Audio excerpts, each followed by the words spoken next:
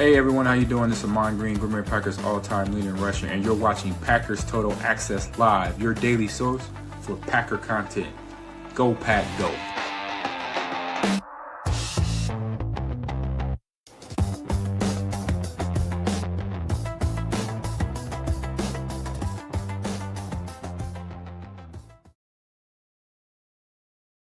What's up, guys? Welcome into Packers Total Access. My name is Clayton. You can check us out on packernet.com. Find me on Twitter at Packers_access. Joined alongside Tim in Green Bay on this Victory Monday as we relive the top moments from the Packers' victory over the Chicago Bears, taking sole control there of the first place of the NFC North, and obviously marching towards a little bit closer to that number one seed in the NFC, as things are going to get really, really interesting down the stretch here in the NFL season. Really excited to get in here and talk ball with everybody in the chat. I see it's already lit up. Hopefully everybody's enjoying your Victory Monday. Hopefully you got the coffee flowing. We got the little gingerbread cup today, Tim. We're good to go. You know what I mean? We're going Packer Victory Monday cup today over here. There you go. Oh. All right. I love it. I love it. So what we got on tap, guys, we're going to take you inside the locker room and let you hear Matt LaFleur's comments immediately following the game and kind of give you an update on Matt LaFleur and the Ben Johnson rivalry that was just born. I'm so excited to see that thing continue to grow over the years. You could tell there's no love lost between these two.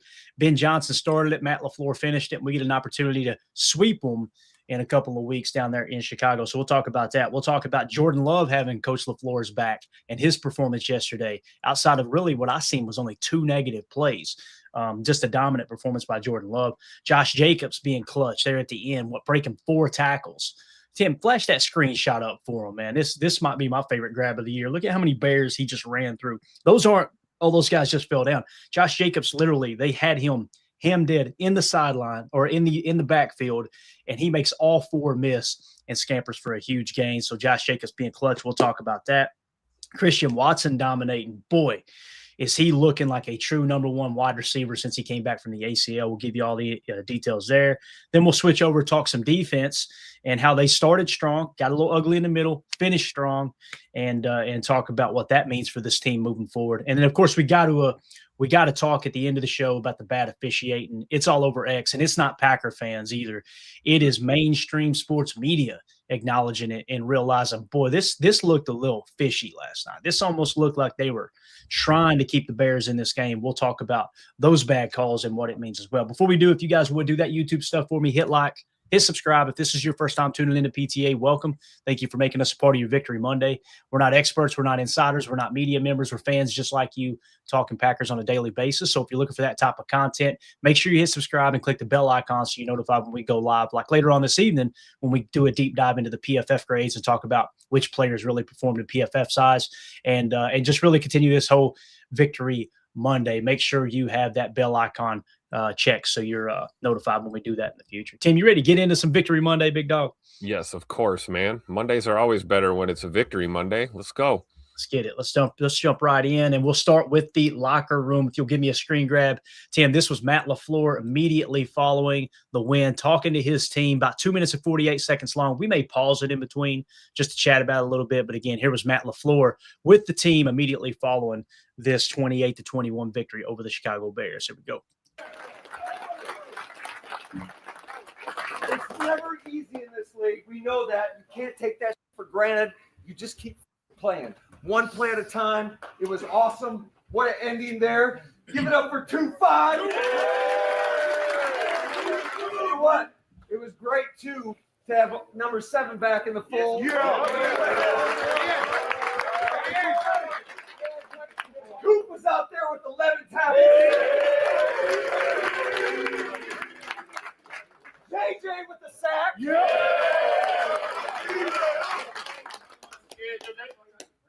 How about Josh Jacobs, man? Yep.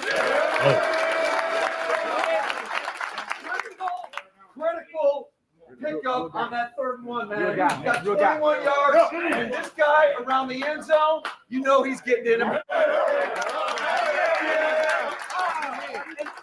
Like that bird back there.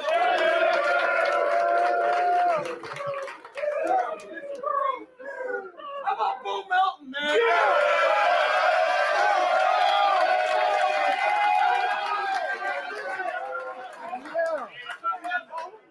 This team loves Bo Melton, man. Can I just say that for a second? They absolutely love Bo Melton. And not only is he like one of these versatile players, he's going to give you something on special teams, going to give you something on defense, going to give you something on offense. But, I mean, he's just one of those locker room guys. Love Bo Melton.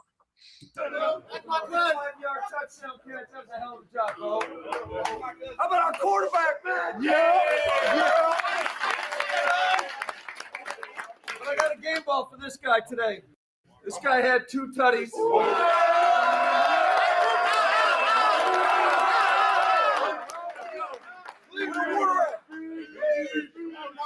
Christian Watson here talking.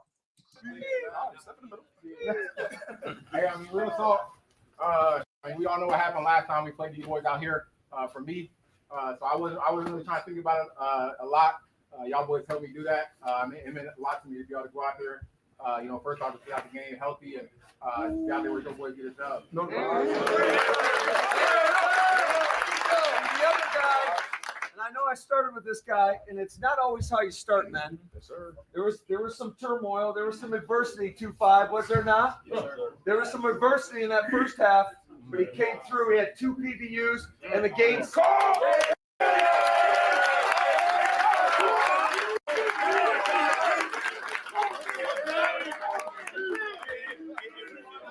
Hey, I appreciate y'all boys, man. I had 2 bad penalties early on. Y'all kept me in the game, keep my focus, man. I'm glad. I appreciate y'all. We got your man. Hey, pack on 3, 1, 2, 3. Absolutely love it, man. I love that what he said there too, right? He's like, hey, look, man, appreciate y'all having my back. Had 2 bad penalties early on, and y'all believed in me.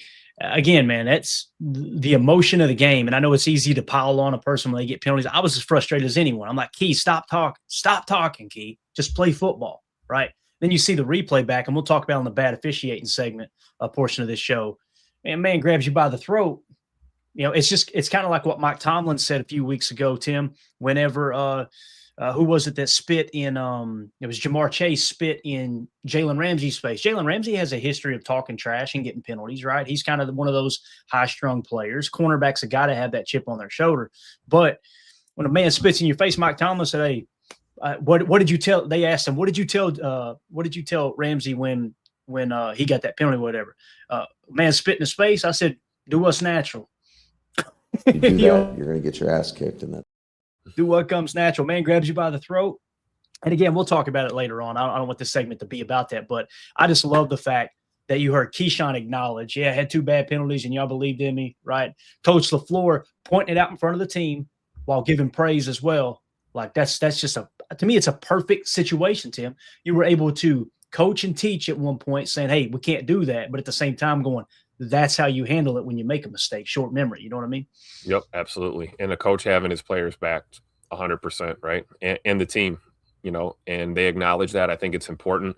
And, as far as the chirping and the talking, I'd rather have my guys doing that at home against a division rival than, letting them come in our building and, disrespect us. So I'm glad Key bounced back, and I'm glad the team stuck together.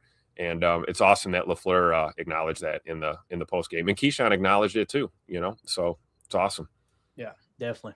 I love what was said here. Hugh in the chat says we plucked Melton off the Seahawks practice squad, if memory serves correctly. And immediately as I was reading that, and I'm assuming that's true. You guys go check that, but immediately it made me think we also got Emmanuel Wilson off the Broncos practice squad. So just Goody going through his draft board.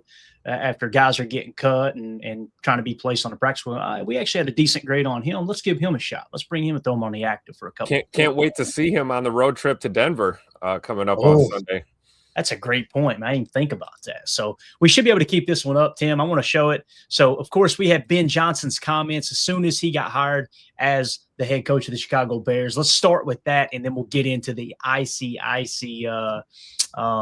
handshake or lack thereof at the end of the at the end. Get ready to go between Ben Johnson and Matt LaFleur. Again, here's what Ben Johnson said back in January.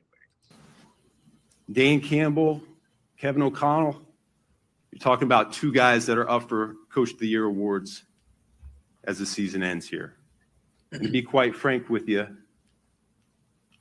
I kind of enjoyed beating Matt LaFleur twice a year.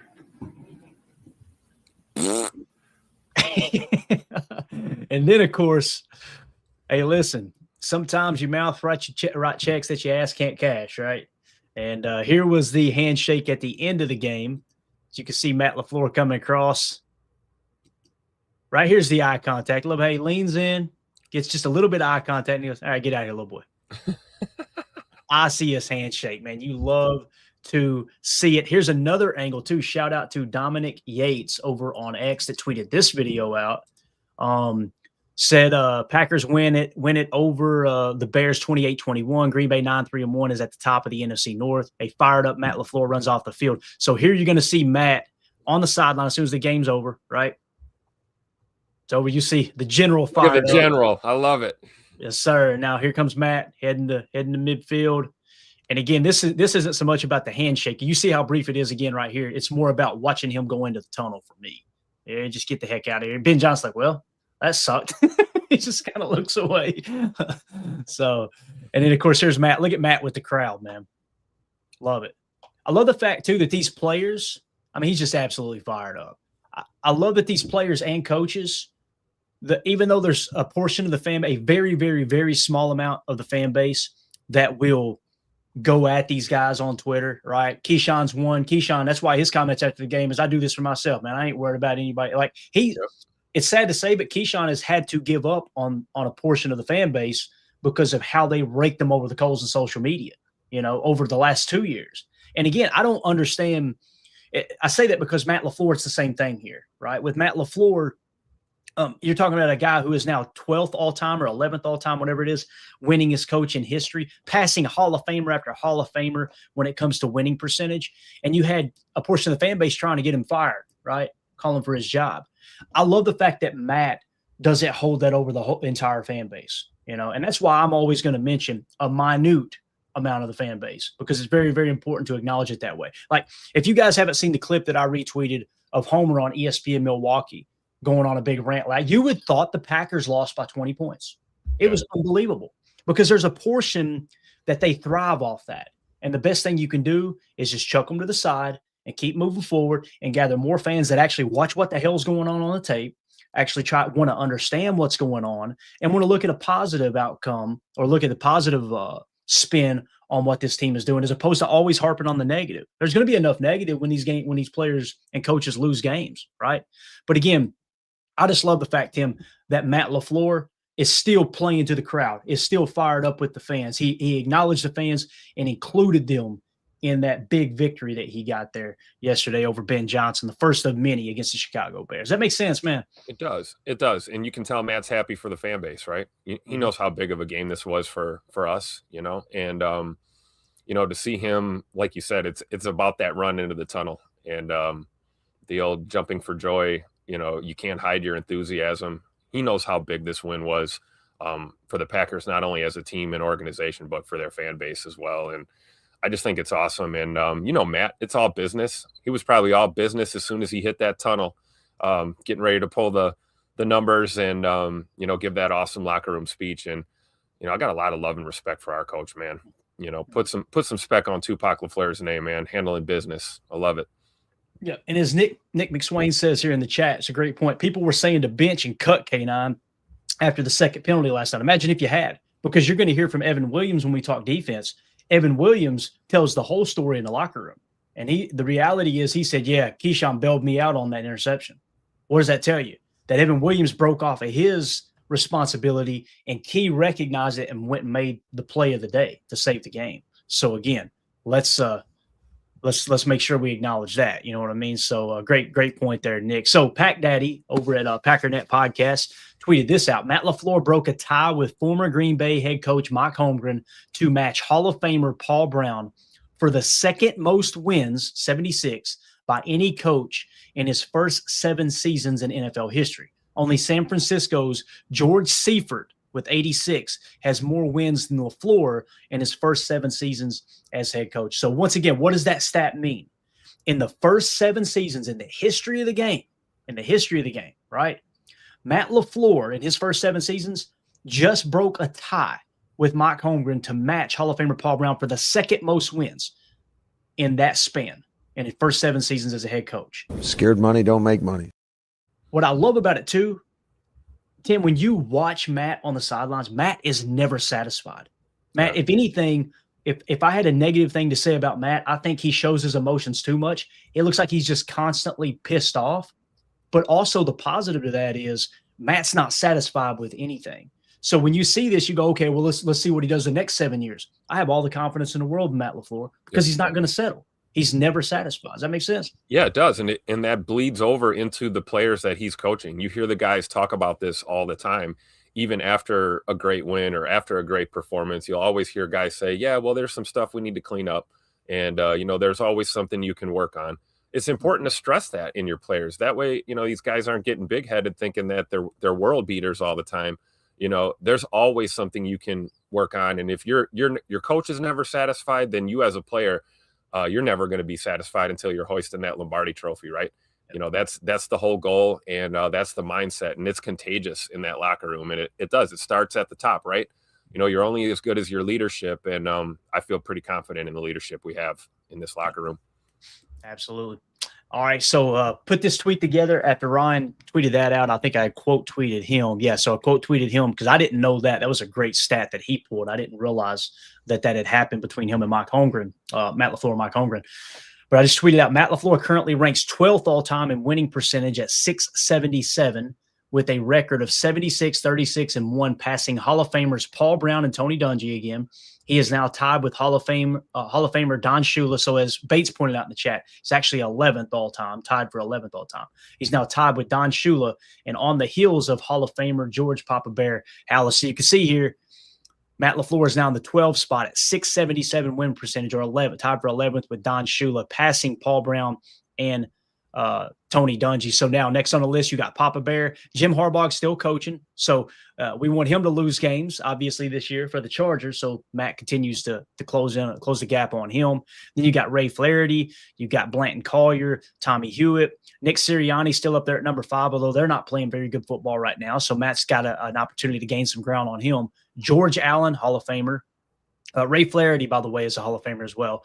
George Allen, Hall of Famer. Vince Lombardi at 738, Hall of Famer. Obviously, John Madden, and then Guy Chamberlain. Both of those guys are Hall of Famers as well. So, again, man, you're talking about having a borderline top 10 winningest coach in NFL history. And, yeah, I don't want to hear any more fire Matt LaFleur talk. Just can't take it. Can't handle it. And here's what's awesome. This type of win is huge, Tim. It spreads right over in the fan base. This was Kyle Malzahn on Twitter, tweeted this video out. They're walking out of the media section, I assume, at the stadium last night. Listen how fired up these Packer fans were as they were leaving the stadium.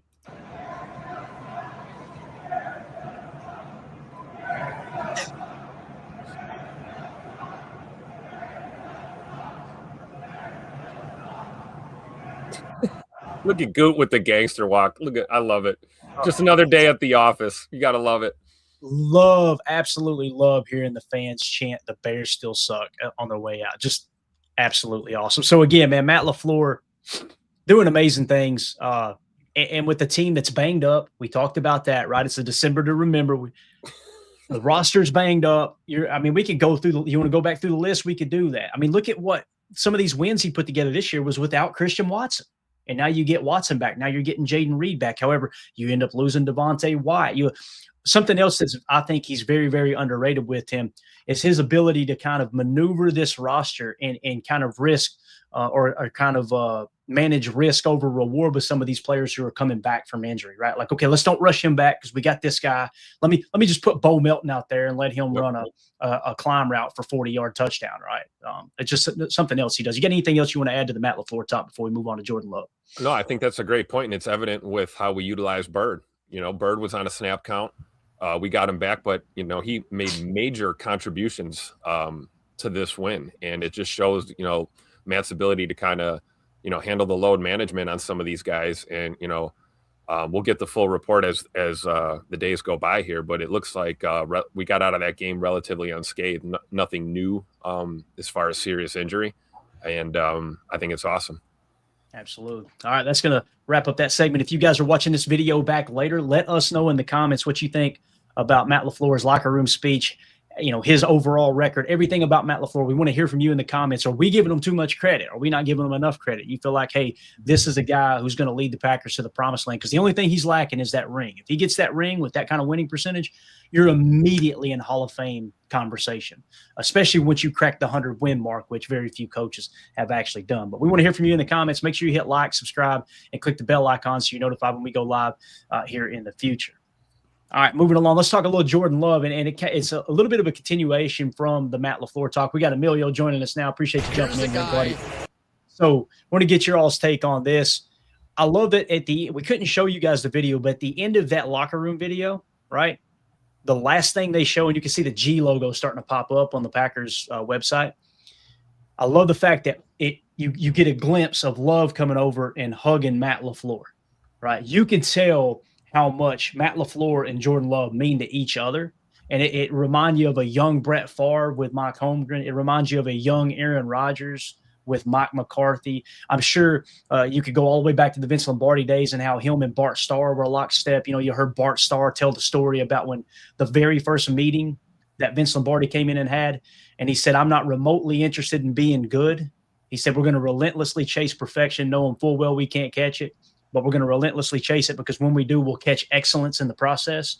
And he said he looked him right in the eye. This is Bart Starr telling the story. He looked us right in the eye and he said, I'm not remotely interested in being just good.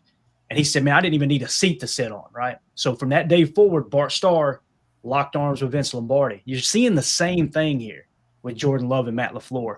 And I just put a Lombardi quote there. Battles are primarily won in the hearts of men. Men respond to leadership in the most remarkable way. And once you've won his heart, he will follow you anywhere. You could tell, Emilio, Jordan Love, Matt LaFleur, they're lockstep, man. You never hear one take a shot at the other or vice versa. It's just they seem to be on the same page. When Jordan Love has a bad game, Matt LaFleur takes the blame. If Matt LaFleur has a bad play call, Jordan Love says, I got to make a play there. You could tell, man, they're playing for each other. Absolutely. Yeah, you're always watching each other's back, and then you see it on the sideline. Matt's there sitting down. All right, Jordan, what do we want? What do we need to scheme up on this next drive? What do I need from you? And that's, he's the head coach, but he's our offensive play caller. He's the mastermind behind it. You see a little bit of that, but being able to have faith in the team where he can step away for 5 seconds while we're on defense, make sure we're squared away with our quarterback, and then we're off on the next drive. Man, we're blessed to have J Love and Matt. Seriously. Completely agree. Tim, does it not feel unfair that we just go from one great quarterback to another great quarterback, one great coach to another great coach? It's all by design, man. Greatest organization in the NFL. That's what we do here. We just churn out greatness. We wake up in the morning on a victory Monday and we just piss excellence like Ricky Bobby. That's what we do. Exactly. Very well said. All right, let's jump in, or let's continue the Jordan Love talk now. Earlier this week, we had Dave Wanstead. If you guys don't know who that is, Dave Wanstead is a former Bears coach, and he was trashing Jordan Love on a radio program. So I'm gonna go. We'll get a little Jordan Love with the turkey leg up here. All right. So here was Dave Wanstead. This was over on 670 The Score. Okay. I want you to hear what Dave Wanstead said about Jordan Love and just the lack of respect for Jordan Love in this Packers offense. I think don't give up the big pass play. Because I think, Jordan Love, if he's got to go 4 quarters and if he's got to drive 60, 70 yards, they have a tendency to screw things up. They truly do. They truly do. Yep. Make a bad decision, make a bad throw, do something. But if you cannot give him like what happened last week with Detroit. Come on. Dan Campbell goes for it on 4 at midfield, and the next play he comes out and Love throws a bomb for 50 yards or whatever. Thanks, Coach Campbell. Yeah, wow. That's the thing. It was all coach. It was Dan Campbell. It had nothing to do with Jordan Love, right? Well, let's just jump right into the highlights. We'll keep that grab up there, Tim. Here was the first. And again, this doesn't even include the Christian Watson plays, right? I want you to think about who Jordan Love is hitting for some of these plays, these crucial plays. This was a crucial 3rd and 2 in the second quarter, right? And this is Jordan Love to Josh Wiley on the play action, I think for 22 yards. Jumbo formation here. It is a fake. As you said, Tom, and he's got a man wide open, and it's caught for a big play and a first down. Josh Wiley, exactly. Josh Wiley, who? Yeah. And Jordan just continues to find these guys, just continues to have success with name. I didn't know who the hell. Did anybody here know who the hell Josh Wiley was before we picked him up on the roster? Nope, but he's in a Matt LaFleur offense, and he's getting schemed wide the hell open. Telling you, dude. And this is what we were talking about with Tucker. Nobody loves Tucker more than the guys on this show. But when you look at Tucker Kraft, we're going to be able to scheme these guys open the same as Tucker Kraft. Tucker Kraft wasn't shaking people out of their cleats. Tucker Kraft is just running through people's faces. So you're still going to have that tight end open. Now, here was Jordan Love. Again, that was Josh Wiley. Now here's a clip of Jordan Love hitting, I don't know, our backup cornerback, Bo Melton, for just a 45-yard tutter. Checks in at wide receiver. He's missed the last 3 games. The speedy rookie, Love, loading up, going deep, down the field, has a man. It's caught. Touchdown, Bo Melton, and the pass. Again, Bo down there somewhere. Cheese curds make my stomach hurt all the time, but I do eat them though. You're literally talking about the 5th string wide receiver and the 4th or 5th string cornerback that he just hit for 45 yards, right? So Jordan Love, man, what he's doing here is PFF tweeted this out. Jordan Love diced up the Bears blitz. So versus the blitz yesterday, he was 9 of 12 for 171 yards, 3 touchdowns, no interceptions, and a passer rating of 156.3. That's what happens when teams blitz Jordan Love and this Green Bay Packers offense. So let's go around the horn with Jordan Love here. How do you guys feel about the way Love played last night? We'll start with you, Tim. We'll just go right in order, right down the line. J Money wears number 10 because he only throws dimes. Damn. Can we get a side-by-side with those stats up against do what, Tim? Can we get a side-by-side with J Money stats against Caleb's stats there? I don't think people were Most ready. Most of the Bears' offense came from penalty yards thanks to the officials. So, but no. What can I say about Jordan that I haven't already said? I feel like just saying I told you so at this point because I caught a lot of heat these last couple of years defending J Money as he developed as a starter. And I think it's fair to say that he has definitely entered the room of the MVP conversation. You know, call me a homer if you want to, but I think Jordan deserves to be talked about in the MVP conversation at this point. Completely agree. Absolutely. He's a grown-ass man now. And we just, I love that it's happening on national TV, right? You know, we had a couple of those where you didn't get to take a peek at him quite as much.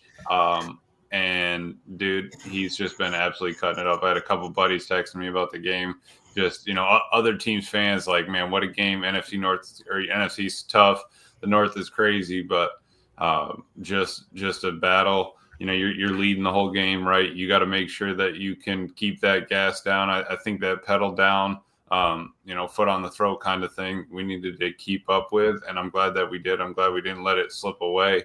And you need to learn to win with a lead and win without a lead. You know, we got one of those in there. If we go to play the Bears there, we go down 3, go down 7. We need to be able to fight back and come back from that. So Jordan Love's a dog, man, and just don't blitz that, man. That's a great point, Emilio. Like I was telling Clay last night, man, when they tied that game and we got the ball back, I had like no fear. You had like 100% confidence that Jordan was going to march this offense down the field, and it's exactly what he did, man. Definitely. We got Jacob joining us now. Jacob, how you feeling about the way Jordan Love played yesterday, man? I mean, I couldn't be more happy. I think what Tim has said, you know, I was listening to you guys when I was trying to, you know, wake up and wipe the dust out of my eyes, and kind of the same lack of respect that Mike. I do a little too. The same lack of respect that LaFleur has been suffering with for years now, I believe, is kind of transpired to what people talk about Jordan Love. And to Tim's point, you know, the OGs, the guys that really understood what we had in the hopper, really now are starting to see those, to see the return on investment there, because this guy is just an absolute. I mean, talk about too. He's just, you couldn't get a better personality on a guy. Never gets too excited when he does the right things. Never gets, you know, remotely shattered when it seems like that he's. I mean, you look at that blitz percentage right there. That's Hall of Fame type numbers. That takes an insane amount of poise to be able to be that good. I mean, that's nearly a perfect passer rating when, you know, the cards are stacked against you and you got guys literally running down your throat trying to absolutely decapitate you. Jordan Love just kind of steps in, fires a little crazy little sidearm. Like it's just insane how easily he just tosses that rock around. I don't think people put enough respect on the if it was Chris Collinsworth here, it's Patrick Mahomes, right? I mean, the only other person I honestly see that has that type of just a slingshot arm, just no matter what his platform is, no matter how offset he is, no matter where his feet are, he can just sling that rock. He hums that tater like nobody's business, man. And I think now we're starting to see as he's getting more healthy, he can use his legs when he needs to. Obviously, as I just talked about, he's pinpoint. I think that was one of his biggest knocks, is that accuracy, right? What have we seen this year? That he can stand in that pocket, he can deliver it. And finally, I honestly do think that, it does help that our wide receivers, it seems like they're just wanting to play for that guy. Seems like they're willing. I mean, Christian Watson, I don't think I could say more about a guy like he just seems like he goes out there and he catches whatever Jordan throws to him. And honestly, I just don't think that they're right now. Maybe top 3 quarterback, honestly. And on any given Sunday, Jordan could be the best quarterback in the NFL right now. Absolutely. It's a great point, man. It's a great point about his footwork too. Our boy Brian Baldinger did a great breakdown on Jordan's footwork in this game. And it's exactly what you're talking about, Jacob. Like, it doesn't matter what the platform is. Jordan will extend that pocket, off the back foot. We see it all the time. Pressure in your face, delivering strikes, man. It's just a thing of beauty. Yeah, definitely. Let's hit these super chats real quick. Pack Attack with the super chat. Thank you so much. Go Pack, go. Caleb needs to give the Packers D more credit rather than saying it was mostly them shooting themselves in the foot. That's what Caleb does, though, man. From all the way back to college, it's never it's I don't know. There's just something missing with Caleb and his personality. It just screams, look at me, look at me, look at me. Never going to give credit to the other team. Never going to give credit to the opponent. There's just always an excuse. There's always something there. Right. So thank you for the super chat, buddy. Appreciate you. Mike Witt with the super chat. Happy Victory Monday, boys. After the last month, I hope we give number 9 a long-term deal next offseason. I know it's early, but I have a sneaky good feeling about the Denver game. Go Pack, go. Love it. And listen, Denver's offense has been struggling a bit from time to time, too. I'm not sure what they did yesterday, but I know in the rankings, that was something that was pulling them down a touch. We'll update the PTA power rankings and give you guys a little bit better idea of what we're up against there next week. And we kind of called this game. And thank you for the super chat, Mike. Appreciate you. We kind of called this game because we talked about, listen, the Bears have a good rushing offense. Don't get me wrong, but the Lions did too. And look at what we did to Jahmyr Gibbs a week before, right? So everybody was expecting the Bears to come in and run all over the Packers, just like everybody was expecting Jahmyr Gibbs to come in and run all over the Packers. And it didn't happen because the Packers have got a solid run defense, right?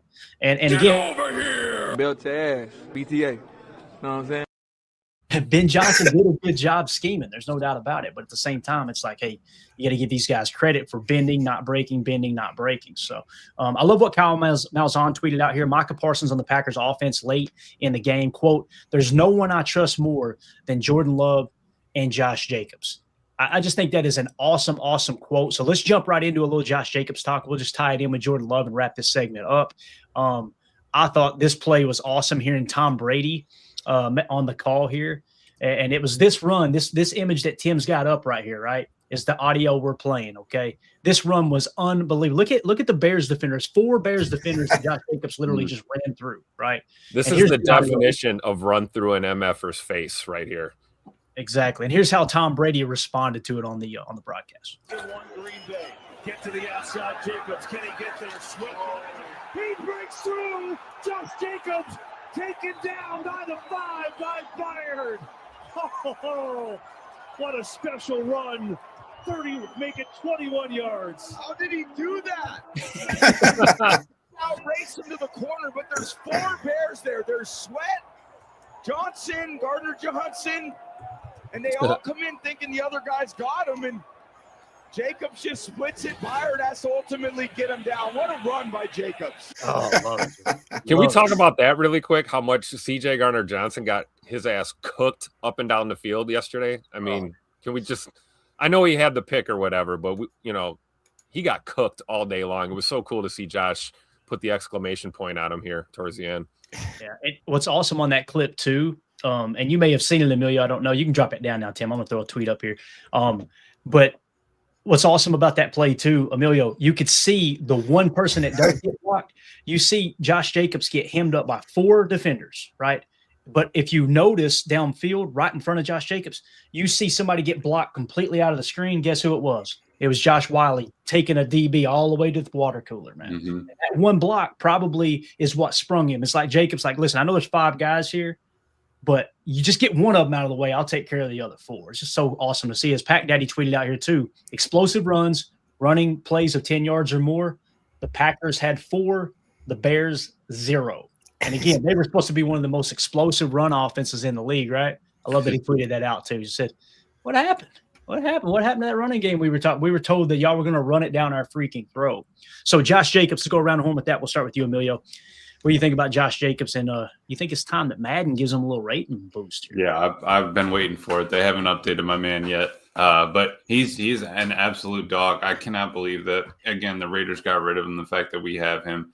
And you see on that, it was, kind of set up like a wide zone, but it was more like a, toss, get him outside. And you just have to make a decision at that point. He's looking at 3-4 guys trying to make it to the sideline. Not going to happen. Where he did beat somebody earlier in the game, first quarter, got to the sideline, got the first down. It's not there, right? Stick your foot in the ground and go. And we're lucky that he has that ability to, the willingness to put his shoulder down, and he's off to the races. We've been talking about how he's the heartbeat of the team when he gets cruising on offense. Yeah, we have Jay Love, but man, when he gets all I wanted to do that last quarter was just feed Josh Jacobs, just keep feeding him the ball. And like Matt said, you get down in the red zone, and man's going to find a way in the end zone. Just a great all-around performance. And and everybody just getting hot at the right time. Even if, we're rolling into December, everyone's starting to heat up. Everyone's starting to find their groove. Just get to it. Yeah. Jacob, anything you want to add to the Josh Jacobs talk here before we move on, man? I mean, just like you said, he is another one of those just kind of humble dudes that when he comes in, like, you just kind of understand his mentality that it's team first. He's just never selfish. He will never ever, I always think back of like in games past where they're asking like, do you want to run the rock? And he's like, give the young boys a chance kind of thing. Right. That's just his type of mentality. To Emilio's point, the fact that we were able to steal this guy away from I don't understand how that's possible. How you let a guy like that walk away from the organization. Just real quick, last night, 20 carries, 86 yards, averaging 4.3 with the TUD, the long of 21. But it says more, I think, about just the type of player he is, that he just is so persistent. And sometimes, he's not going to be a flashy guy. I don't think he has the long, type speed that a lot of the other backs do. But as far as pound for pound for every run that guy gives, he is so aggressive, so physical. And if you need 1 yard, you're going to get it from Josh Jacobs. As long as anybody else does a little bit of something, to Clayton's point, you can have 4 guys running at him. If you block the 5th, he's probably going to get you that yard. Like, it's just, it's fun to watch, man. And I just think for whatever reason, like we talked about, Goody not getting his attention and not getting the flowers, Matt LaFleur. I don't think Josh Jacobs gets enough credit in this league for being an absolute top 3 back. I mean, I'm pretty sure that if you look at his PFF grade, he is one of the top in the league, if not the top in the league. So it's pretty impressive. I can't believe we have gotten to a point where we have this like group of grown ass men that are just awesome, dude. They're just awesome at their jobs, and they're great people, which is really hard to do. Like, even better people for sure. Tim, what do you think about Josh Jacobs? I love what Micah Parsons said there, man. Like, he has all the confidence in the world in Jordan Love and Josh Jacobs to get the job done. Yep, I agree 100%. And to Emilio's point, we were texting in the group chat during that drive, and it's like our defense was absolutely gassed. Before that, they were on the field for what seemed like an hour, and to be able to have a guy like Josh Jacobs that you can lean on, and maybe it's the occasional chunk run. We get the explosive there that we just went over, but it's consistent. It's 3 yards, 4 yards, 2 yards, right? You need a yard, he's going to get you a yard and a half. Able to kind of put a nice methodical drive together to give our defense the rest that they needed to be able to get out there on the field and finish that ball game. I mean, you talk about how many times have you seen Josh dead to rights, in the gap, it breaks down. He finds a way to make chicken salad out of what, as we say. Prime example on that tutter he had, he was stopped up at the goal line and just found a way to basically spin backwards and fall backwards into the end zone to get the tutter. I mean, you can't say enough good things about Josh Jacobs. And I think it is important that we do acknowledge it because, like Jacob said, I think he's drastically underrated and overlooked in this league as one of the premier backs for sure. for me, man, that Josh Jacobs run, I'm glad you brought that up, Tim, because I thought, oh, he got him stopped here. Yeah. And then all of a sudden he does this like little alligator roll, right?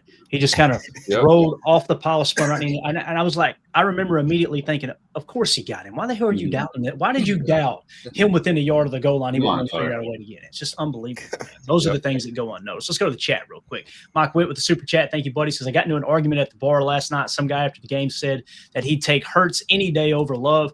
I personally don't think it's close. Look what Hurts did versus the same Bears D. Thoughts. That's a great point. Great point. Now, listen, I think Jalen Hurts I think he is a great football player. I think he's a good quarterback, a great football player. He brings some versatility in the RPR game, obviously, being able to sneak. He's a strong, tough dude. But I don't want to say I lost respect. He went down a notch in my book when he allowed that Bears defender to just come in and just pull the ball out of his hand on that tush push. That's supposed to be your bread and butter. And literally a little DB comes in and just snatches your chain. It's like, how do you let that happen? So I'm with you. If I'm starting a franchise right now, or I've even got one game to win, I'm taking J-Love over Hurts. And there's starting to be some separation there. And I know some people will go, well, Hurts has the ring. I got you. And that's what everybody's playing for. But at the same time, man, when you compare player versus player, Jordan Love, elite arm talent. We've seen it over and over again. And rings are team accomplishments, not quarterback accomplishments. Yes. Agreed. Mike Witt with the super chat. Appreciate you, buddy. Says missing that Vikings game might have been the best thing to happen for 8. Seems like he has got some fresh legs the last 2 weeks. And again, it goes back to what we talked about with Matt LaFleur, just playing the right tune every week. All right, let's hold that guy out a little bit more. Let's get him some reps and just kind of that's a great talent that coaches have to have. It's the ability to be able to kind of massage that whole roster and just kind of get it in a spot where it's okay. Yeah, we'll give him more reps this week. This guy less. Let's rest him up, and just managing the reps is, I think, absolutely huge. So, and that one run for Josh when he chopped it down, the D tackle got inside right away. He chopped it down right off the jump. Give him a second, take a split second, get north, gets 7-8 yards. In that earlier in that drive, 10-yard gain just to start it off. It's like, man, give him the ball, let him fall forward, Matt. Let's just get to it. I think we ended up running the ball more than we threw anyway. So Matt staying even there again as well. I'm glad you brought that up because that's another thing I think people don't talk about enough with Josh Jacobs is how patient of a runner he is. That in traffic, things can break down. There's no panic. There's no, overly aggressive sense of urgency. It's just this calm in the face of pressure, and he's able to turn, minimal gains into, potential explosives, or at least help us move the sticks. And it's just really, really cool part of his game to see him back there. Tim, you know who he reminds me of? Le'Veon Bell. Yeah. If you remember, the way that, not as much, because Le'Veon Bell used to literally put his hand on the back of the offensive lineman and just wait until there was a seam. But he's similar, where he just sits there and waits for the holes to open up, and then he just absolutely knows how to exploit them. It's pretty cool. Yeah, that's great. Nick McSwain in the chat says, how did the narrative that Parsons is a bad locker room guy start? Jerry Jones seems like he is the opposite. So the way I understood it was he used to have a podcast, right? He used to do a podcast. And on that podcast, he would be brutally honest. Now, he never threw his teammates under the bus, but he would say, individually, but he'd say, we got to do this better. We got to do that better. And, off a loss, every fan base has their high-strung fans that are going to try to find something negative every single game, whether it's a win, loss, or tie. And that's the way that narrative got created, in my opinion, from the outside looking in. Now, again, well, what's he doing a podcast for in season? Great question. I'll tell you why.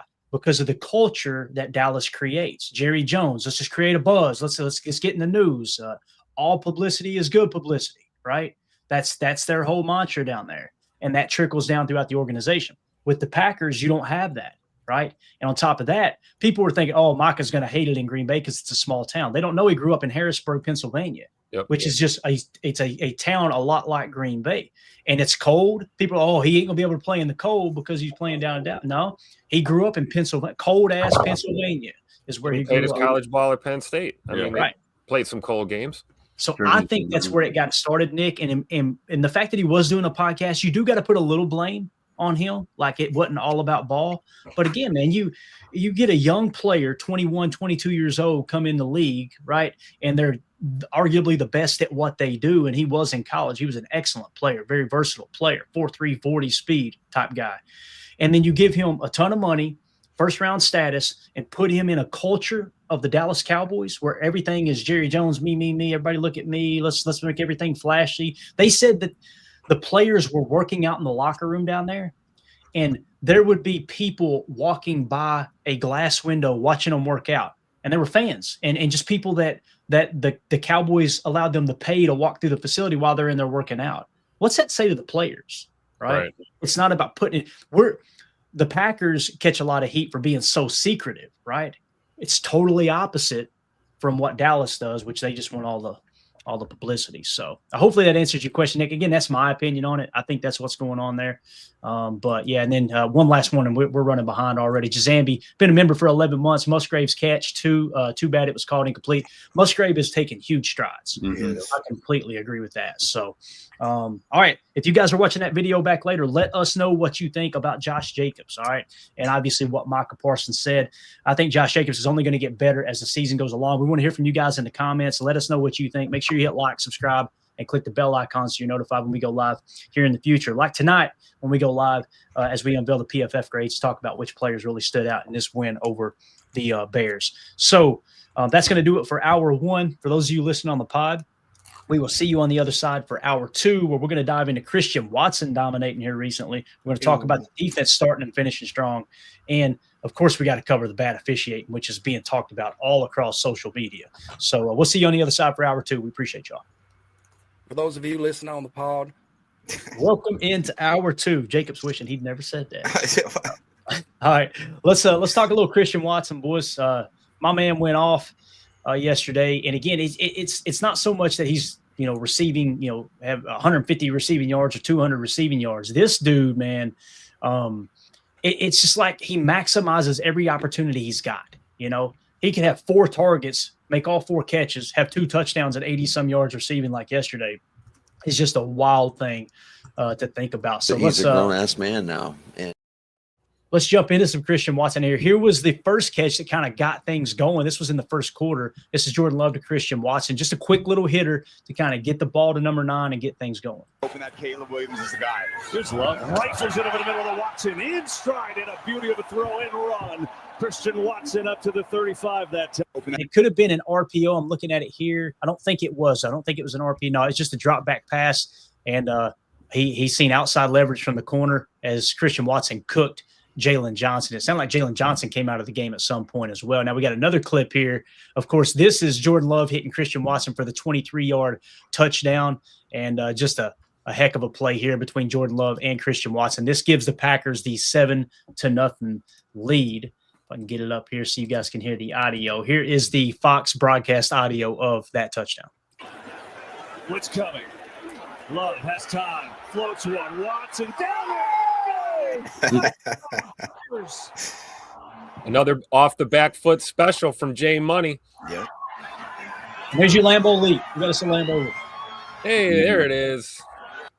Absolutely love it, man. And watching it back here, like you said, Jordan just a fadeaway, drops it in the bucket. Christian, he looked like Christian an outfielder crow hopping right before he's about to deliver a bomb to home plate, man. That was incredible. Mm-hmm. And Christian beat him like 3 times on that route. Like, it's like Love kind of lofted up there. He beat him initially, and then Love lofted, and he had to kind of come back around a little bit. The corner was just on skates, or the DB, whoever it was, safety or whatever it was. The gritty and the Lambeau leap, you love it, don't you, Chuck? You love pretty sure his dad was tweeting out that it was his a nephew or something that wanted him to do the gritty. He said, yeah, he got you, man. And then we still got to, silence all the fans that were mad that we hadn't hit a Lambeau leap yet either. We got 2 Lambeau leaps because Scoot did one post game too. I don't know if you guys saw that. Nice. That was awesome. Yeah. So here is the next play. Jordan Love hits Christian Watson again, 41-yard touchdown to extend the Packers' lead to 21-11. Here is that call from Fox.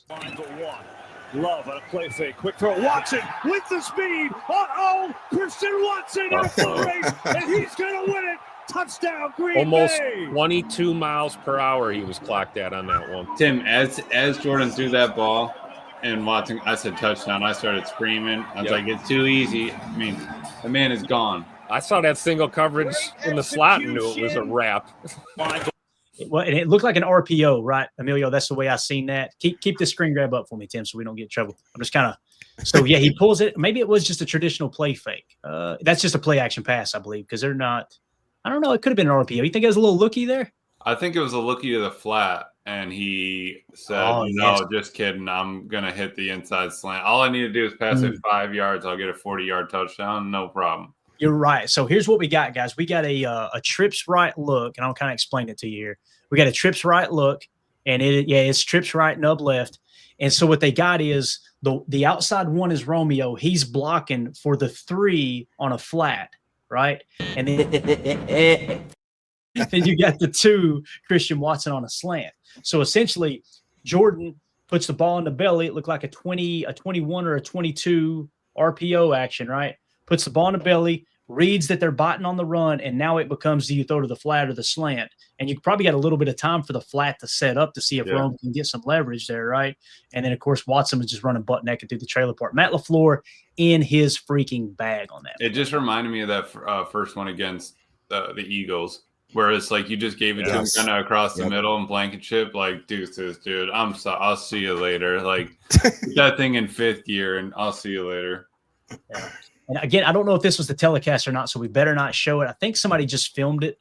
Carson Fowler put it down, but I got to be careful with this. So we'll just get you the audio. This is the audio of Christian Watson running over and doing the Lambeau Leap post game like Tim was talking about.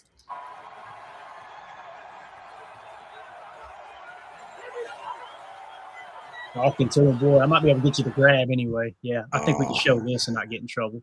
We'll drop that down so you can see here. Look at my man in the crowd. Got the grill too. Love it, dude. Love it. Christian Watson was on one yesterday, boys. He was on one. And again, those final stats for Christian, as we had tweeted out, he finished the day, 4 targets, 4 catches, 89 yards, 2 touchdowns. He was just the best guy around. Let's go around the horn with Christian Watson here. We'll start with you this time, Jacob. This dude, man, you guys know how I feel about a number 1 receiver. I don't like to buy into that stuff because number 1 receiver means we're just going to force the ball. And in all those clips that we just played for you guys, right? All the audio clips of Christian Watson making those plays, he was the open guy. It wasn't, let's just throw it up into double coverage, right? Yeah. I mean, again, just an unbelievable talent, like physically just a freak. I will say, kind of like how Tim's talking about Jordan Love, I have always been a Christian Watson fan. I'm very, very proud of that. When we drafted him, I was absolutely on the floor. I just could not believe that it came to fruition. Has his up and downs with the injury stuff, but what a freaking pro, man. And this guy, he's a difference maker. I really do like to your point, labeling somebody wide receiver 1 is kind of has a label on it that I don't necessarily want to just give to him, just because, like you said, it can mean a lot of different things. But I will say that he just seems like when you need something, when you need a 3rd and long, I mean, what does he average? Yeah, he's averaging 22.3 last game. I mean, it just seems like he's consistently over 20 yards per. I mean, he is just the difference maker. He's so fast. He's so smooth with it. To Emilio's point, I remember exactly what he's talking about with that Philly game. You just dump it off to him and you just watch him, he runs away from people. There was another comment I saw in here earlier that said he's so fast, he makes fast people look slow. And that's true. And it does it effortlessly. Like it seems like it's so easy for him. And I agree with what I think Coach said here. He says, and he needs more targets. I agree. And then let's make him that wide receiver 1. But to Clayton's point earlier, I mean, I almost swore. We got guys that are our quote unquote wide receiver 5 and 6 that are making plays down the field, because we've done such a great job of understanding how to build a team. Again, Goody, LaFleur, don't get enough love for that. But Christian Watson, and then you talk about a guy that's just a consummate pro, that when you go in, it's never about him. It's never about what he does. You do the post-game show. I think that has to do with how he was raised. We've had his mom on here. We've talked about his father quite a bit. They understand what it meant to raise a grown-ass man, and that's what he is. And he is I think he's starting to put a bunch of people on the league on notice, because he is going to be talked about now. He's going to be continued to be talked about. And to people's points earlier, pay that man his money. Mm-hmm. Tim, how we feeling about? Oh, go ahead, Emilio. You go. Oh no, I was just gonna say, yeah, I'm glad that they ended up getting the pay that man early. Make sure we figured that thing out so that he's not worried about having to produce. I mean, because imagine if he's coming out here straining himself to try to get these numbers. Right now, he's just getting these numbers because he's a part of this team. Dude's a freak athlete. He's the best to ever play this game. I've been saying it before. You said that like 6 times in the chat. I'll keep saying it, Jacob. I mean, just get that man the ball and just let him do his thing. There's going to be somebody that eventually comments and goes, "Do y'all really think Christian Watson's the best player to ever play in the game?" It's going to happen. I'm just waiting on it. It's coming. But yeah, man, he's a dog, and you can't sleep on him. I mean, we're just blessed that we have him. That's one player on this, this roster of 53 plus that is just, just a dog, and just sort of the way it all sort of, melts together. Neely, was he NDSU? Yeah. So you're telling me that 2 of our most explosive players that I can remember in recent history are coming out of the Dakotas? Yeah, coming out of D2. Let's go, bro. And honestly, there's some dogs coming out of D2 this year, Jacob. So we might have to keep our eyes. I'm pretty sure there's a running back we might need to keep our eye on out of there. Yeah, Tim, I'll tell you this, man. Every time I hear D2, I think of Bethune-Cookman College and Nick Collins, man. You got to continue to comb through those smaller schools to get the great players. Now, what do you think about Scoot's performance here before we move on, man? Yeah, Scoot is that dude. He is him, as the kids say, right? And I think the evolution of his role in Matt's offense is really fun to watch, right? I mean, look at the routes that we're sending him on. Look at how he's lining up in some of these sets. It seems like gone are the days of Christian running these jet sweeps all day long. You're starting to see the route tree expand. You're starting to see more than just 9 routes up the sideline. You're starting to see getting him the ball early in space and letting him cook, like we just talked about. I'm just glad that he's a Packer. I think of the adversity that Christian had, and with injuries and drops as a rookie. If he was in another offense, I wonder how he'd develop in this league. So it's really cool to see him in a Matt LaFleur offense and being utilized the right way. And I think the targets are going to come. Jordan spreads that ball around. Matt schemes guys open in this offense all the time. The targets are going to be there for Scoot. And, Jacob, right, man, the conversation is going to get really loud now because the league's on notice when it comes to Christian Watson out there on the field. Yeah, I love that you mentioned how they're lining him up too, because again, we just showed you the RPO or explained the RPO, the looky flat there, right? You had the 3, I think it was Jaden Reed or Matthew Golden that was in the flat, and you had Scoot as the number 2 running a slant. Mm-hmm. Well, we've seen Scoot on comeback routes, we've seen him on out routes, we've seen him on slants, we've seen him on crossers, we've seen him on goes, on deep posts, the whole 9 yards. I mean, they've got him moving all over this offense, which is really, really exciting. So there you go, Christian Watson, another dominant performance. Sooner or later, we got to look up and go, all right, he is the absolute real freaking deal, right? And I think everybody here is convinced. I think everybody here is convinced he is. The thing that, again, you don't overpay for good, you overpay for great. Christian Watson is playing better than great football right now. Better than great. Yep. Your elite level football. And on top of that, you mix in the fact that Christian Watson is a locker room guy, right? He's a guy who's worked his ass off from an ACL. As Emilio said, he can block.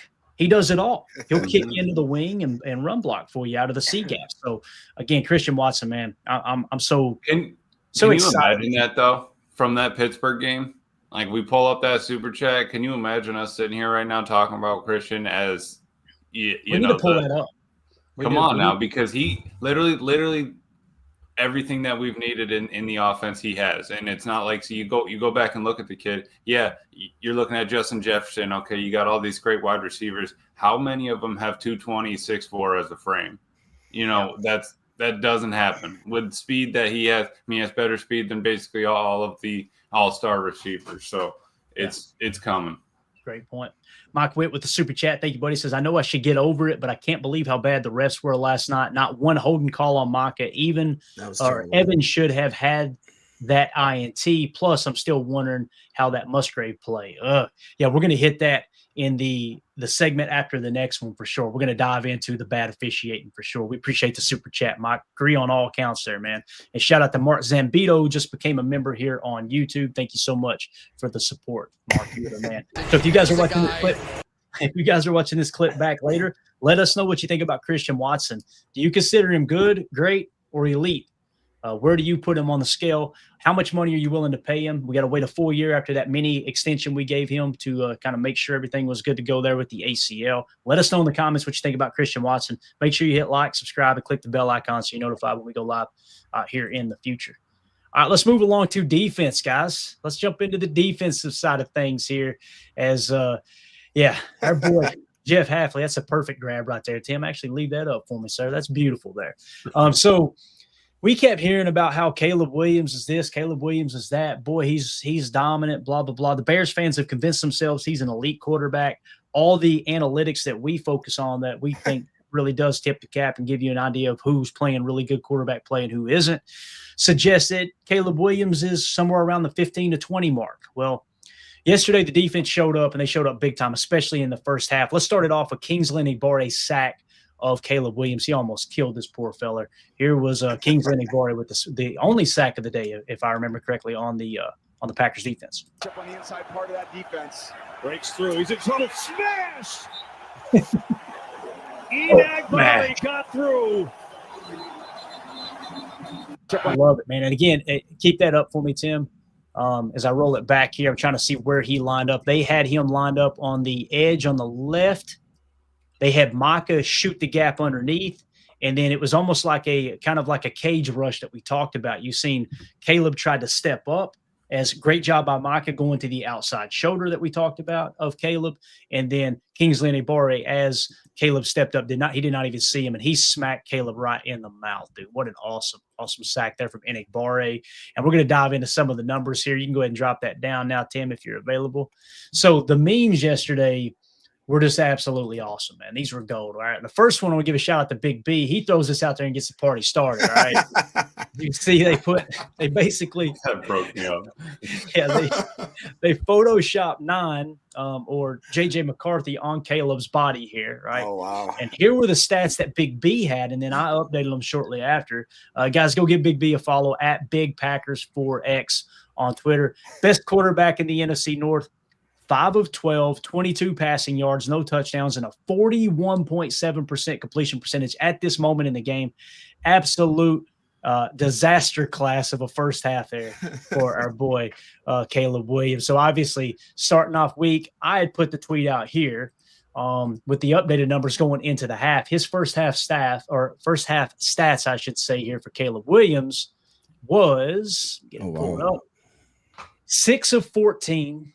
32 yards passing, no touchdowns, no interceptions. He was sacked once for 9 yards. And I love this meme that's going around as a shout out to AN343 says absolute ass instead of absolute cinema. They just marked it out and put ass.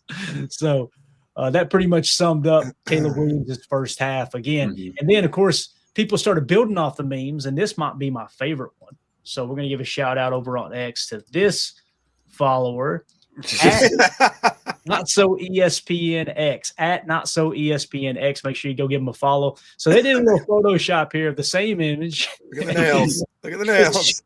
It's JJ McCarthy on Caleb Williams's body. And he added, what kind of tea? Is that some kind of green tea? Oh, yeah, that's that boba tea, right? No, it's that matcha, Jacob. Oh, of course. Sure. Never mind. You'd know that. Yeah. Tim, I love the level of detail in which they put on the fingernail painting here, where they just took the blue marker and painted the nails. Soy. Oh, it could be a soy. There you go. Yeah, Doug in the chat. The nails and a soy latte. So, yeah. Again, Caleb Williams was supposed to come in and just wreck everyone's world here yesterday. Let's start off with the first half because, again, he heated up in the second half, had a couple of throws where you're like, there's the arm talent we've seen in the past. Let's go around the horn. Tim, that's a nail job here, man. Is that shellac? What do they got on that right there on those nails, man? I don't know. We'd have to ask Caleb. I'm not sure, who his preferred nail tech of choice is. But, yeah, the memes are flowing on a Victory Monday. You got to love it. You got to love it.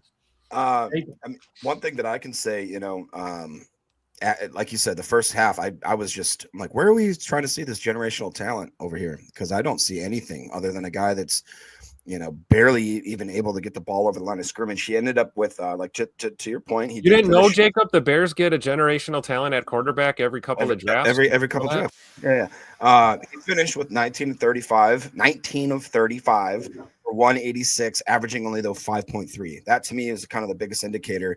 He's not cutting it up. He's not throwing down the field like Jordan Love does. He's not actually like making pinpoint long throws. To me, he's just kind of is he a starting quarterback? Sure. Yeah. He's probably like a top 20. That's in my opinion. Like the leg stuff, to me, he looks more chaotic and more out of control most of the time. And then, he's got an arm talent where he can kind of make up for that sometimes and just absolutely throw a dime on a rope. But he doesn't need to have to put himself in those situations. In my opinion, if he was as good as he thinks he is, he would know how to do his footwork, how to drop back, how to actually use his talents to the point where he could exploit the defense. But to him, to kind of Clayton's point earlier, it just seems like he wants to show himself as a highlight reel every single play. And it doesn't matter if that hurts or helps the team. He just wants to look good on film. I cannot tell you how happy I am the Bears decided to draft this man, and we'll just go from there. Lifetime contract for Poles, baby. Get it done, babe. Let's go. Telling you, man. Let Poles cook, baby. So hey, what quarterback are they going to take in next year's draft? Let's continue with the Caleb Williams talk for just a second, or not Caleb Williams, but the defense talk, I should say. So Caleb did heat up in the second half, right? You've seen his ability to scramble, although there were Bears fans that were saying, well, okay, what they say, Micah hasn't seen a quarterback running like Caleb yet. And they were like, you do know that Micah's faster than Caleb, right? And the Bears fans are like, no, he's not. No, he's not. So 40 time, that Caleb was projected like a 4.5 40. Micah Parsons 4.3. In terms of miles per hour, Micah has been clocked. His fastest time this year was faster than Caleb Williams. Again, the facts don't care about your feelings, Bears fans. They don't, okay? And here is, again, he heats up in the second half, but when the game's on the line, when you need it the most, of course, Caleb does not see the wide open DJ Moore underneath. Instead, he hits the Green Bay Packer in the back of the end zone. This is the Keshan Nixon interception with the dagger. Here is the Fox call. On the fake, Williams looking, throwing, it is intercepted! Keshan Nixon and the Packers will win it.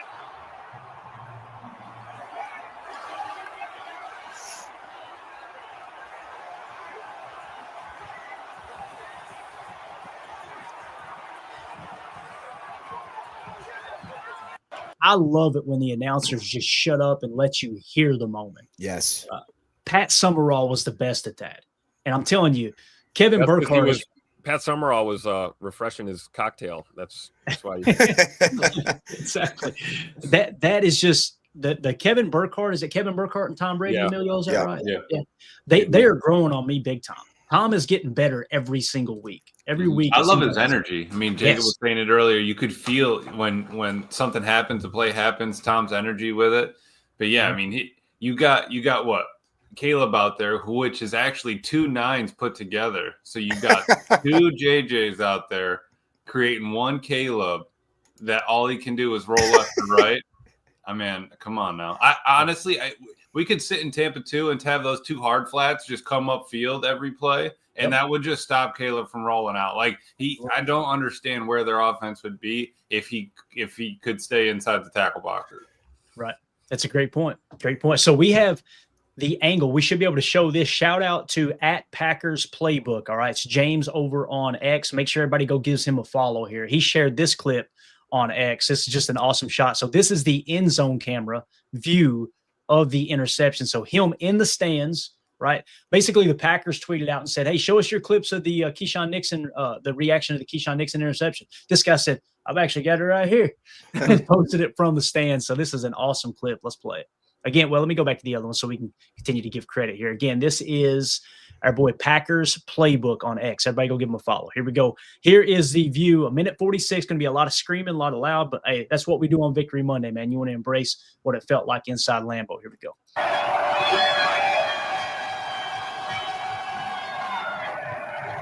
Take a second to give a shout out to the crowd for just bringing freaking energy.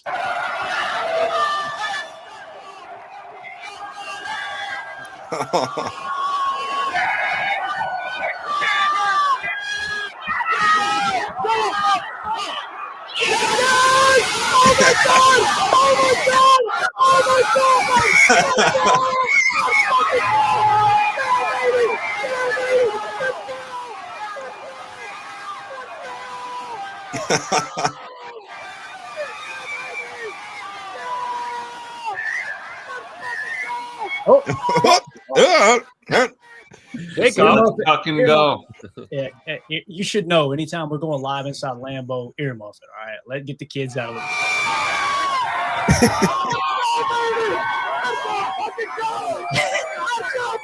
All right, we gotta stop.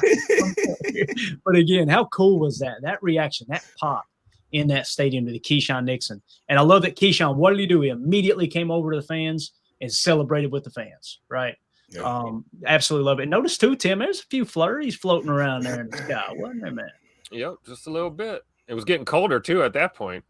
You're approaching like 8 or 9 degrees at that point. Yeah, just an absolutely awesome shot. Thank God at Packers Playbook. Shout out to James. Grab that moment and just it's just so cool to see. That's my view right there. See the cheese head kind of hanging out in the front like that? That's literally my view at every game. Just full sombrero. Yeah. That actually makes the video, don't it? The fact it's just, it's literally like a GoPro cam or something, right? So I love it. Yeah. Gregory says, goosebumps, feel like I was there again. Man, we got the best fan base, dude. With a little Enter Sandman, Clay, to get you going for the drive. Come on now. Dude, let's freaking go, man. So Cal Melzon, shout out to him. He tweeted out a video. If you'll give me a screen grab just in case someone does upload this on YouTube. Protect us here, Tim. Anything. Actually, give me the Ben Johnson. Ben Johnson's probably my favorite, man.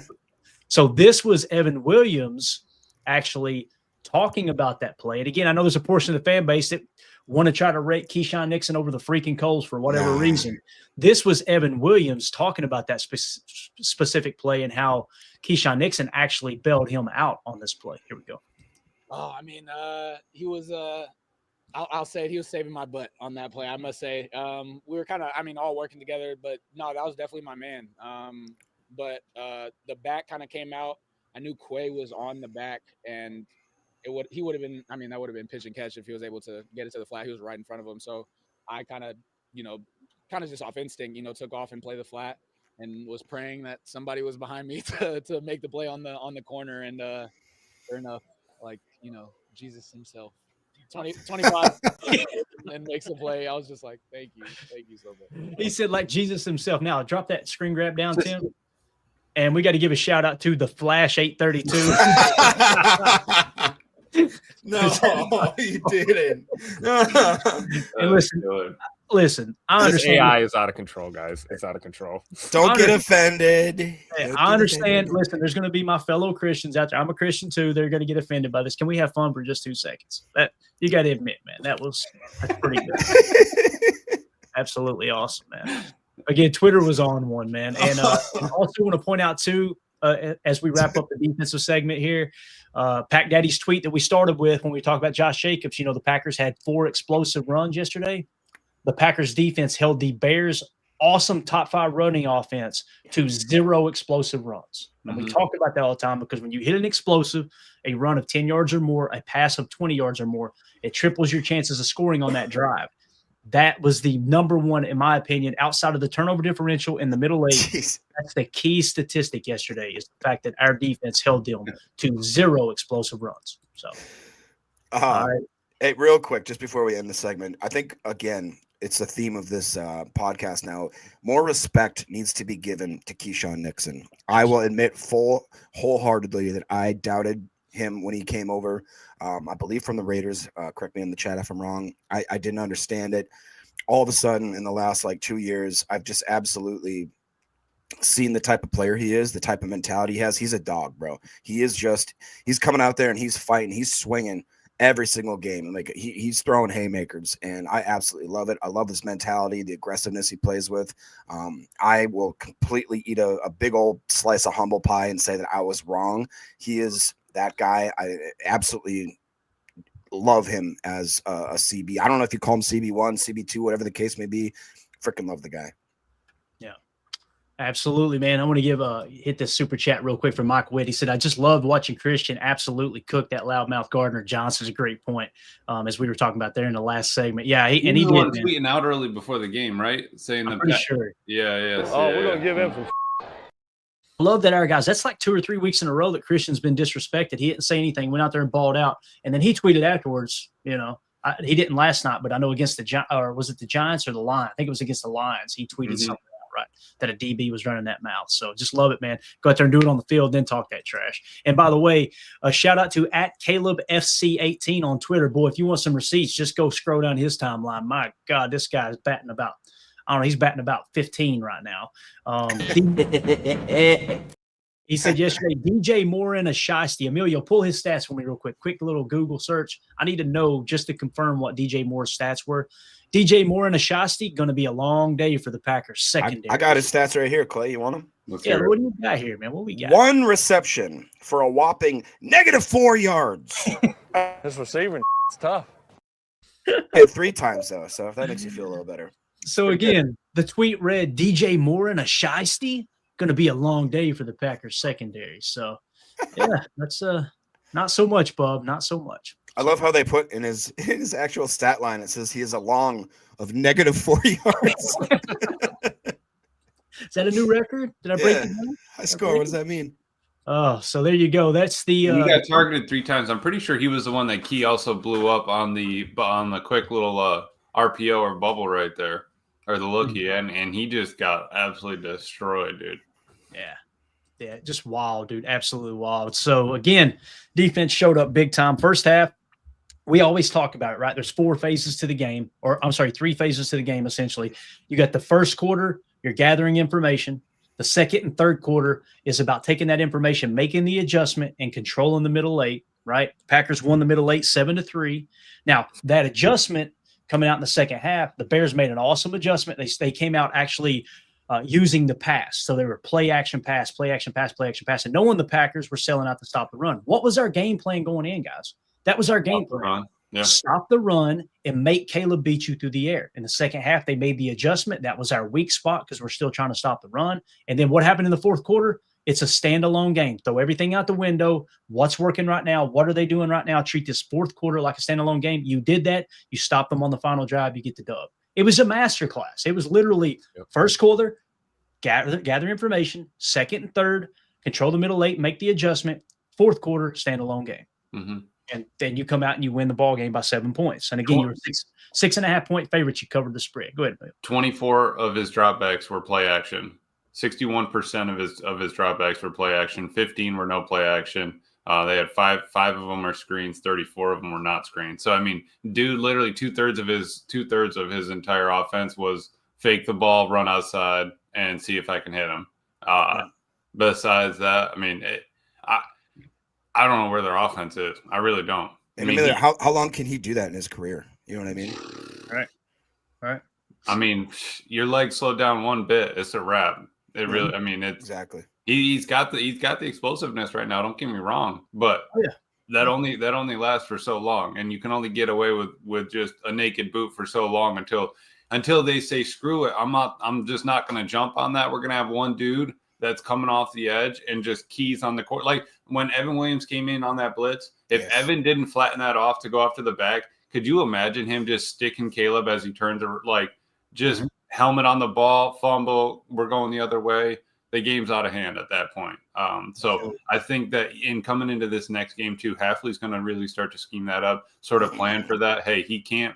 And what got me was when they were the announcer, KB, I think it was, man, what a pass by Caleb. It was literally a 10-yard curl route. Best pass of the day for him right there for sure. Like, all right, buddy, I'm glad he stayed in the pocket one time and threw the ball.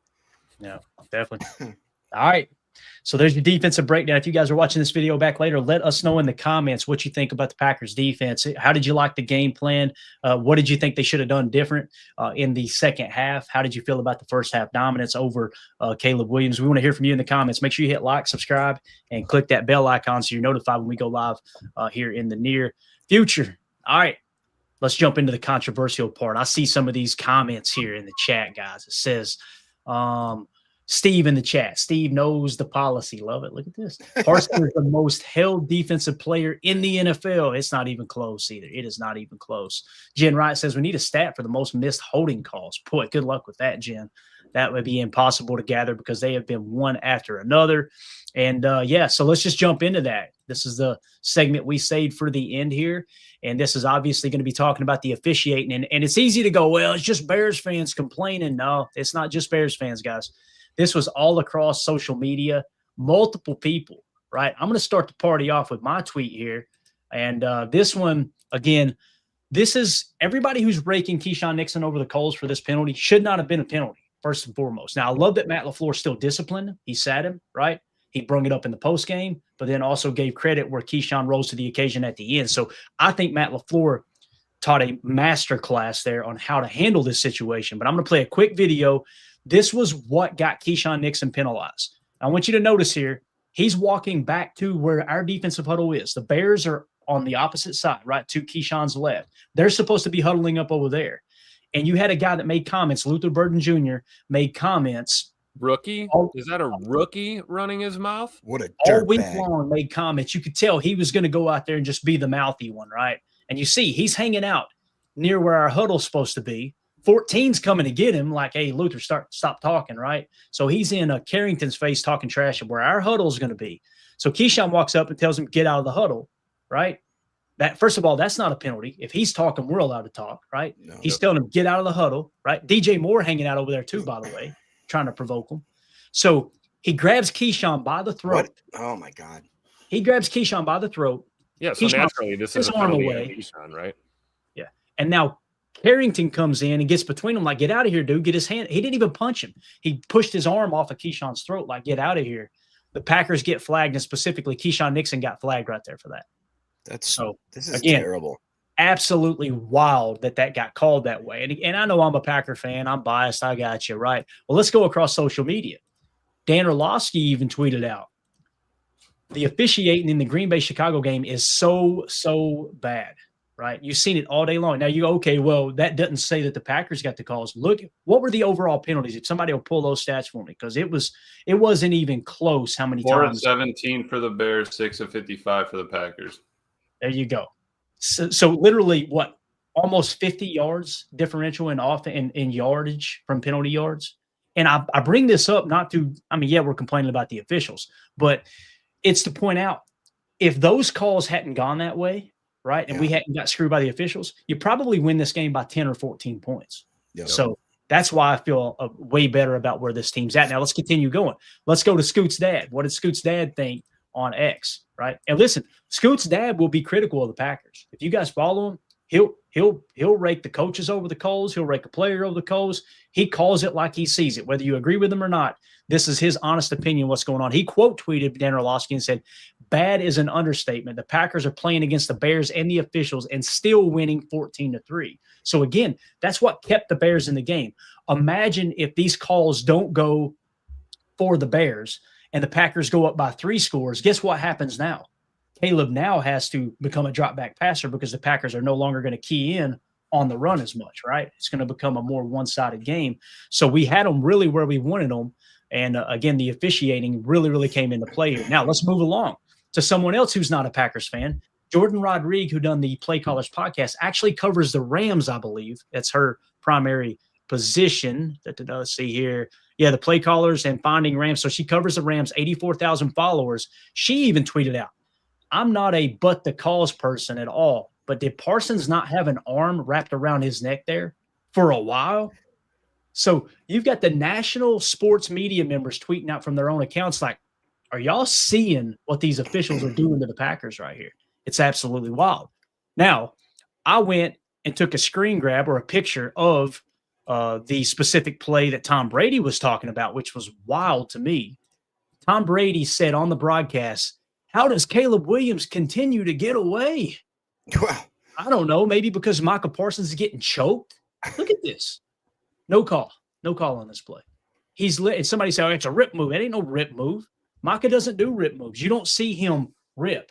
He literally dips and speeds underneath. He may bring his arm up a little bit to keep his balance, but he's not using the rip move where they can hold.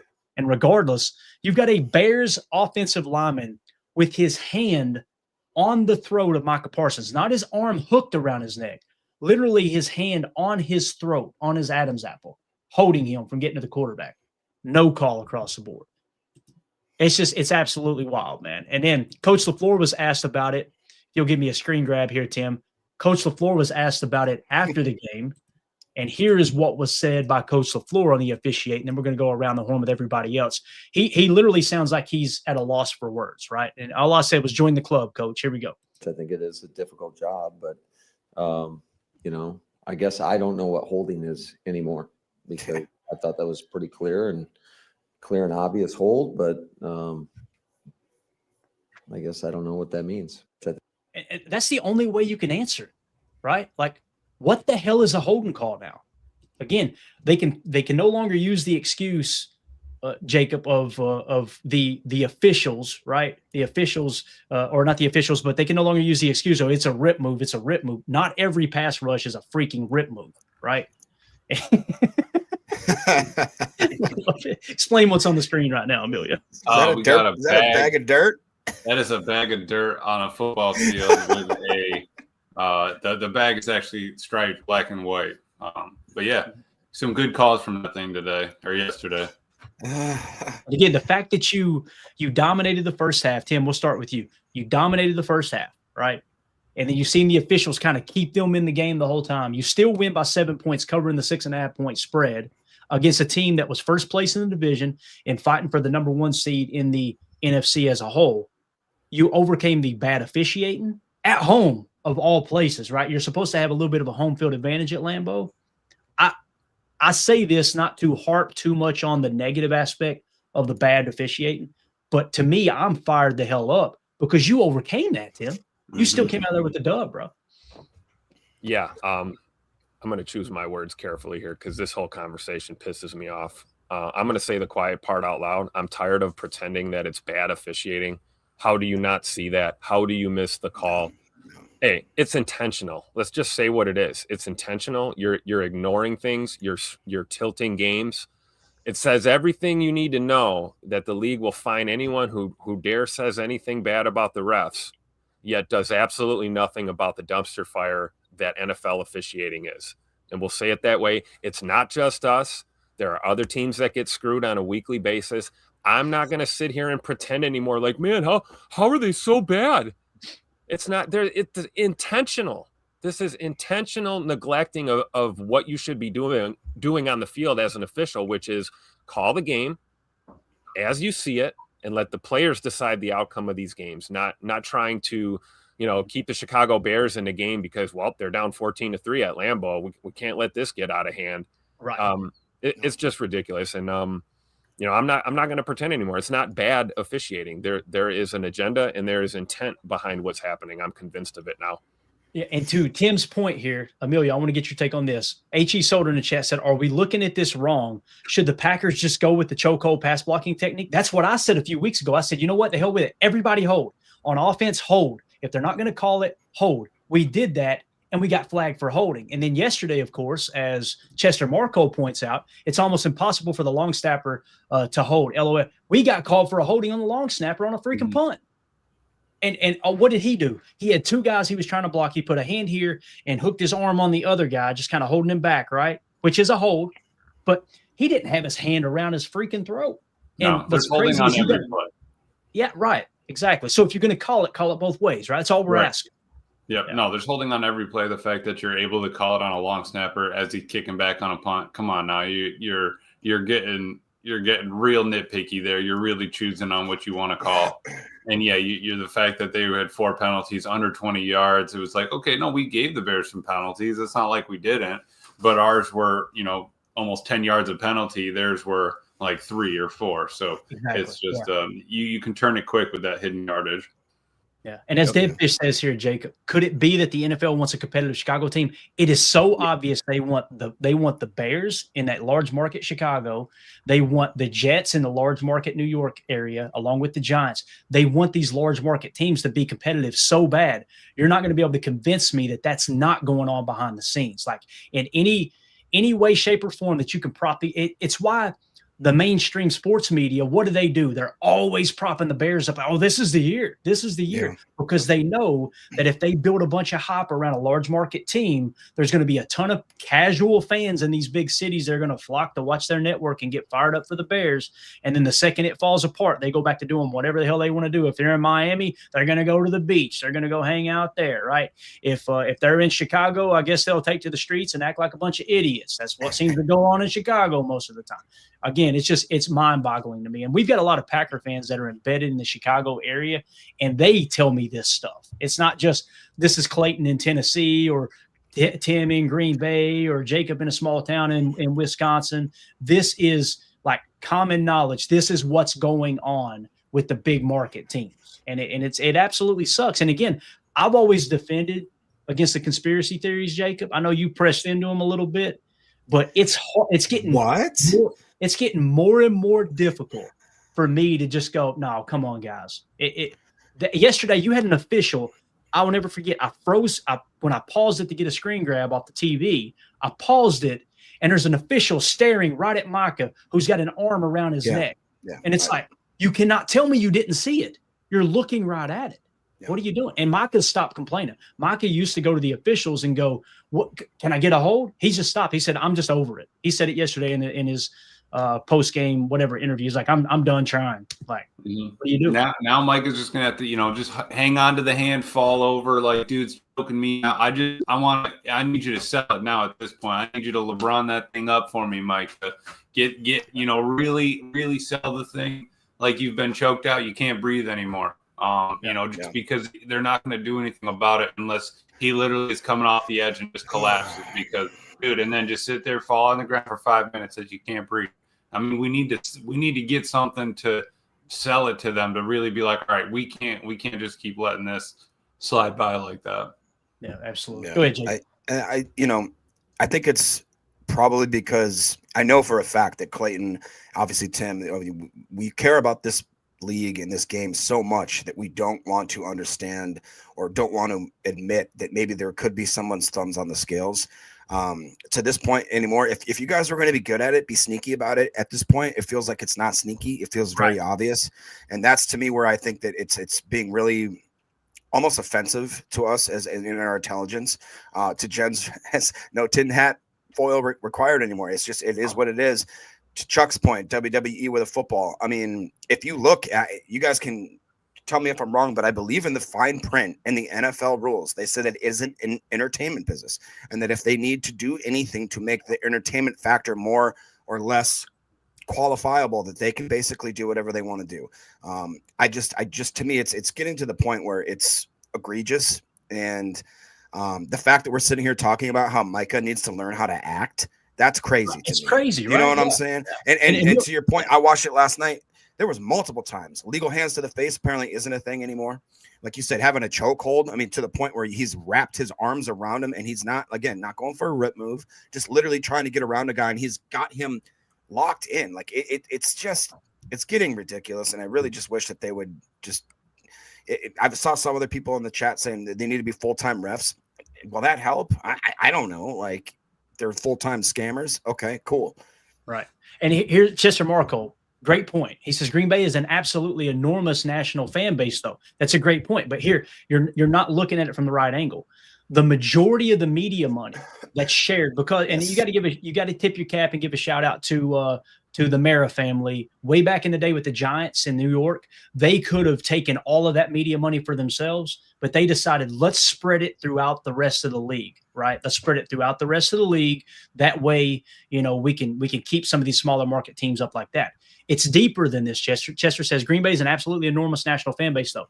But the majority of the media money come from those large cities. So you want to keep them happy for business, right? You want to make sure their teams are propped up. That's what's going on here. And isn't it ironic that the large market teams are the ones that have been the worst? The Jets, the Giants, the Bears, right? And like even in Dallas, I'm sure Dallas has got a fairly large media market down there as well. They've been that when was the last time they won a playoff game? Was it been like over 30 years or something? Right. So they've had to hook to the coattails of the Chiefs, right? That have just been running it ever since. Small town team, middle of the country sort of thing. But you can hop on, you can grab onto that because they won so much recently. You know what I don't get is to the credit here of Andy, take away their pay. Okay, well, so if the players can get fined, when's the last time a ref got fined for absolutely blowing a game or graded? Never. What are we doing? There's an easy, simple way to stop this kind of nonsense. And then you talked about, I can't remember, it was just a couple of years ago, the guys that should have never even been eligible for refereeing in the playoffs because of how bad their calls were throughout the year. And then they just get to ref a game. What are we doing? What are we doing here? Uh-oh. Wasn't me. Yarr. Wasn't me. Tim, you got anything else you want to add on this, bro? No, I can't talk about this anymore without cursing. So all right, there you go. Soder said he will. Soder with the super chat. Reminder that the Referees Association contract expires May 31st, 2026. That explains some of this. Interesting. Okay. And again, this thing, there's levels to this thing, right? There are levels to it. I just want the game to be pure. And I'm coming to the realization it's never going to be 100% pure. I mean, especially with what just happened to the NBA, right? I was going to say. That was the right MLB. Yeah. Well, why don't we take a look at these refs and how much money they had on these games? Yeah. I have a feeling, Tim, it's eventually going to happen. I think so. It's eventually going to happen. Now we got to be careful here because there's going to be a political aspect that comes into play, and why the NBA got caught, but the NFL hasn't yet. If there is something there. And again, this is all alleged. Nobody's saying that everything's fixed. We're just saying it looks bad. I'm going to get a little closer to the camera. Listen to me, NFL. You're not fooling anybody. This looks really bad. Please fix it before it becomes an absolute joke, because that's what's next. People are on. They're looking up, going, okay, you guys keep turning your head like this isn't happening. You've got Matt LaFleur will probably get fined for that. By the way, that's how it works. Oh, you talk about the official? Shh, no. But then you can go on NFL Network and watch the analysts rake individual players over the damn calls. That's okay. But you're not allowed to point out that an official missed a call. That's just absolutely insane. Crazy. So, yeah, thank you for the super chat there, Soda. Appreciate you, buddy. So, all right, that's it. We're out of here. We're way over. I'm hoping that Mandy isn't awake yet. It's 11. She's awake. Oh, no. That's going to be me right there. I'm going to be in the front yard. I'm going to be out there in the creek with a boat like a pirate trying to survive. You know what I mean? I'll build me a ship out there. So if you guys are watching this video back later, let us know what you think about the officiating. Are we overreacting? Maybe we're overreacting, man. Maybe we see it different than most fans. Maybe that's the case. But let us know in the comments whether you agree, disagree. Maybe there's a penalty that should have been called that we didn't mention. I'm sure there was a couple on the Packers that maybe they got away with too. But boy, oh boy, anybody who watches that game, if you look up and go, oh boy, the officials helped the Packers. That's not what the number said. It's damn sure not what the tape says. But let us know what you think. Make sure you hit like, subscribe, and click the bell icon so you're notified when we go live in the future. And that's going to do it for your Victory Monday. Thank you guys so much for hanging out. We had a bunch of people in here. If y'all would smash that like button before we get out of here.